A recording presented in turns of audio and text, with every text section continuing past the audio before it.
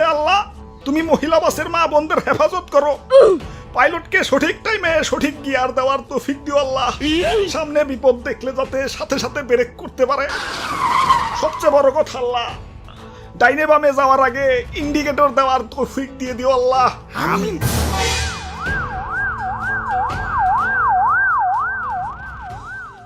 সকিনা, ও সকিনা, সাবধানে যাইও।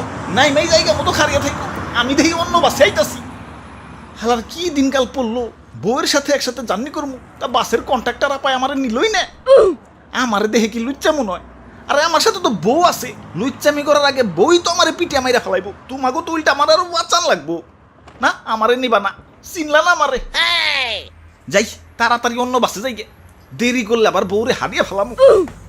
হে আসেন ভাই আসেন, তাড়াতাড়ি উঠেন, দেরি করেন না, দেরি করেন না। আরে কিসের আসেন আসেন, কই যা মুজি গাইবা না?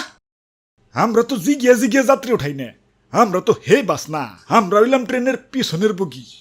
আগের বগি জেনে যাইবো, আমরাও হেনে যাবো। কি আবুল তাবুল কইতাছ? পিছনের বগি কিছুই তো বুঝতাছি না। ওরে বাপুরে, ইয়া মহিলা বাসে তো শুধু মহিলারা যায়। এখন মহিলা গো বাপ ভাই জামাই বয়ফ্রেন্ড, হেরা কি করবো? অন্য বাসে গেল তো হেরা আউরা বাস, হেরা যাইব হেগো মতো। ধরো অনেকে তো বইয়ের হটস্পট দিয়ে নেট চালায়। এখন আলাদা আলাদা বাসে গেলে দূরত্বের কারণে তো কানেকশন কাইতে যাইব। তাই আমরা একটা নতুন সার্ভিস চালু করছি, ইয়া মহিলা বাসের পিছু সার্ভিস। আমরা এক্স্যাক্টলি মহিলা বাসের পিছন পিছন যাই, যাতে তোমার পুকি সবসময় তোমার চোখের সামনে থাকে আর ওয়াইফাই কানেকশনও না কাটে। আইডিয়াটা সুন্দর না কন? হা হা, চালু চালু, ওয়াইফাই এর কানেকশন কেটে গেল।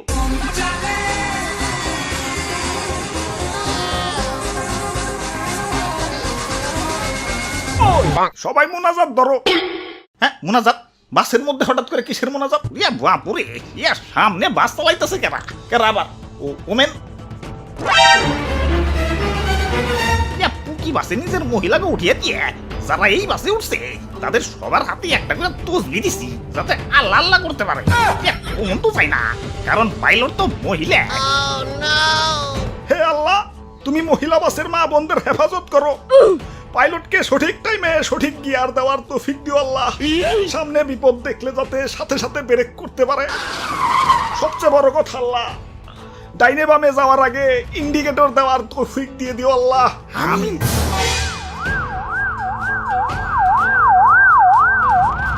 আরে অ্যাম্বুলেন্স, কোনো দুর্ঘটনা ঘটছে নাকি? বাস তো দেখা যায় ঠিকই আছে।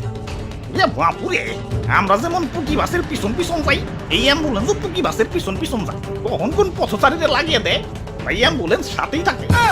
কারণ কখন তো যায় না, পাইলট তো মহিলা। কাম সার ছেড়ে এমনি বাড়ির মহিলা নিয়ে টেনশনে থাকা লাগে। একা একা চলাফেরা করলে না জানি কি হয়ে যায়। এখন এমন বাস চালু হয়েছে, টেনশন তো ডাবল হয়ে গেল। হবাই কখন তো যায় না, পাইলট তো মহিলা। ওই তোমার তো ডাবল হইছে, আমার তো 8 গুণ হইছে। 8 গুণ কেন? তোমার তো এক বউতে টেনশন ডাবল, আমার তো 4 বউ ওই বাসের মধ্যে। টেনশন 4 দুগুণে কত? তবে একদিকে ভালো হয়েছে, পথচারীরা একটু সব বইছে। আগে তো জেনে হেন থেকে রাস্তা পার হইতো, ওভার ব্রিজে ওঠা তো দূরের কথা, জেব্রা ক্রসিং এ মানতো না। এখন রাস্তায় পুকি বাস নামছে আর সব সোজা, যত্রতত্র রাস্তা পারাপার তো দূরের কথা। রেড সিগন্যালের পরও জেব্রা ক্রসিংটা পার হওয়ার আগে ডাইনে বামে কমসে কম 150 বার তাকা, যে কোথাও কোনো পুকি বাস আছে নাকি। কোন তো যায় না, পাইলট তো মহিলা। ওই ড্রাইভার সাহেব, বাসটা একটু মহিলা বাসের পাশাপাশি নেন না, আমার বউগিলার একটু দেখতে মন চাচ্ছে।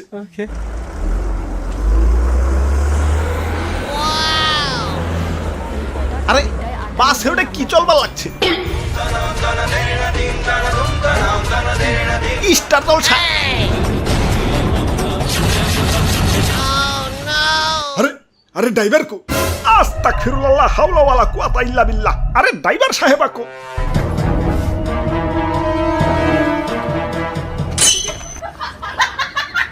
আরে ডিস্টার্ব করো না, দেখো না আমার পছন্দের সিরিয়াল চালু হইছে।